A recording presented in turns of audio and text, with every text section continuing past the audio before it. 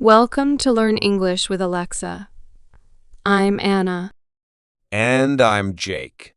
and today we're talking about something that we all feel at times: anger. It's a powerful emotion, but we don't always understand why we feel it or what to do with it. So let's dive in. Why do we get angry? What's happening in our brains when we get mad? And how can we deal with it in a healthy way? Anger is one of those feelings that everyone experiences, but it can be tricky.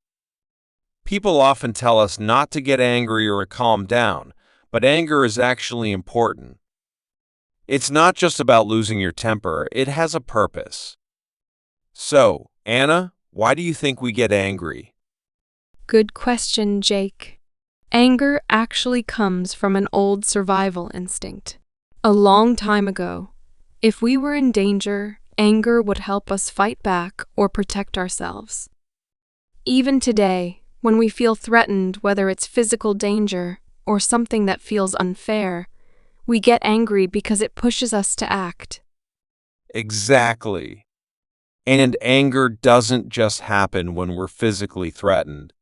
Nowadays, we might feel angry if someone insults us or if we feel ignored or misunderstood. That emotional threat triggers the same reaction in our bodies as if we were facing a real danger. Exactly. And there's also a biological side to it. When we get angry, our body releases stress hormones like adrenaline, making our heart beat faster. Our muscles tense up, and we breathe quicker. Right, and that's the tricky part. Our bodies are wired for survival, but in today's world, anger doesn't always help us. We might get angry in situations that don't require a fight, but it still feels intense. So, the big question is, how do we deal with it in a healthy way? Great point. Anger is not a bad emotion. It's how we handle it that counts. Jake, first step is admit your frustration. Second step is write down the reasons you might be angry. Third step is look at the situation from the other person's perspective. Fourth step is find your triggers, what usually annoys you. Exactly, and a 5-step is exercise or creating art are effective coping strategies to get energy out. 6th step is breathe and meditate to soothe your body and mind. 7th step is once you have de-escalated, talk about your feelings. Exactly. And sometimes, anger can be a motivator for change. If something really bothers you, like injustice or being treated unfairly, it can push you to do something about it. Right.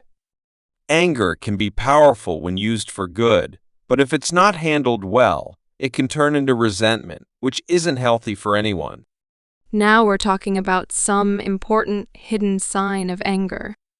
Let's talk about what those signs might look like. Anna, the first sign is easily provoked by minor inconveniences. And the second sign is passive-aggressive behavior. The third sign is chronic resentment and difficulty forgiving. The fourth sign is excessive need for control over situations or people. The fifth sign is habitually criticizing yourself or others. The sixth sign is impulsive reactions. Exactly. It might seem like harmless joking, but it's really a way to deal with anger without saying it outright. It's important to notice these signs before the anger builds up too much. Yes, and if you notice these signs in yourself or others, it's important to talk about it. Anger is a normal feeling, but it's better to express it in a healthy way than to let it grow. Talking to someone or finding ways to relax and reflect can help a lot. That's right. If you feel like anger is affecting you, it's okay to ask for help. You don't have to deal with it alone. Now we're going to talk about 5 signs you might need help controlling your anger. That's right.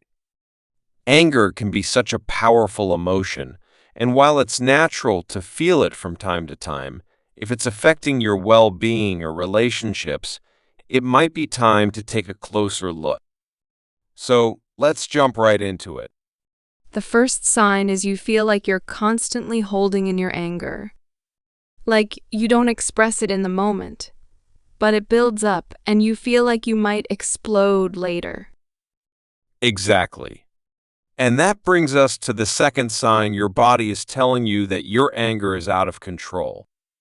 This is when your body starts to react to your emotions, like tense muscles, a racing heart, or even headaches. That's a good point. Moving on to the third sign, you find it difficult to set your anger aside. Maybe you're still simmering over something hours or even days later. Exactly, and that leads us to the fourth sign. You feel like you tend to blame others, or you've been told you blame others for your anger. This is a huge one. When we're angry, it's so easy to point fingers and say, "It's your fault that I'm like this." But the truth is, while other people can trigger anger, they're not always the cause of it. That's an important perspective shift. And finally, the fifth sign, your anger trumps your deeper feelings and values. When your anger takes over, it can overshadow what you truly care about, like your need for peace, your relationships, or your own personal well-being. Jake, why do you think people get angry? I think we get angry when something feels unfair or when we feel disrespected. It's like our brain's way of saying, hey, something's not right. But sometimes it's more about feeling out of control or frustrated. Yeah, I agree. And sometimes we get angry because we've been holding in stress all day. You know, like when little things pile up: traffic, work stress, and then something small sets you off. Exactly. Now we're talking about anger, why we get angry, and, more importantly, how to handle it. Jake, let's say we've figured out why we're angry, but how do we actually calm down when we're in the heat of the moment? Great question, Anna. One thing that helps me is taking a pause. When you feel that anger rising, just stop for a moment. Take a deep breath or even step away from the situation. It's like hitting the reset button for your mind. Here are some effective techniques to help calm down when things get overwhelming. It's something we all need, especially in those high-stress moments. The first calm down techniques is go on a walk, preferably in nature. Second is visualize yourself in a relaxing place. Third is 10 deep breathe. Fourth is write/type out your thoughts. Right. Jake, fifth is take a break to reset. Six is chew gum. Seventh is validate your feelings.